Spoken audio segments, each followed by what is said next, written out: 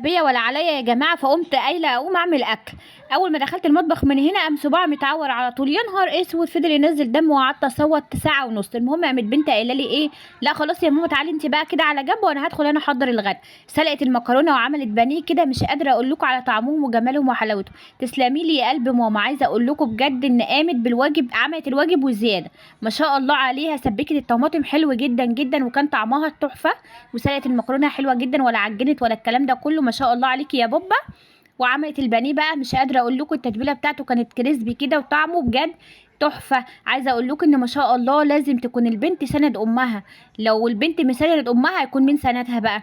ايه رايكم بقى ببوبه وحلاوتها؟ انا عايزاكم يا جماعه لما تشوفوا الفيديو ده ترفعوا لاعلى لايكات وتشجعوا حبيبه، لان حبيبه بجد قامت بالواجب وزياده. ما كنتش متخيله كده ولا متوقعه منها ان هي ما شاء الله تدخل المطبخ وفي نص ساعه تكون محضره الغدا ده. ايه رايكم؟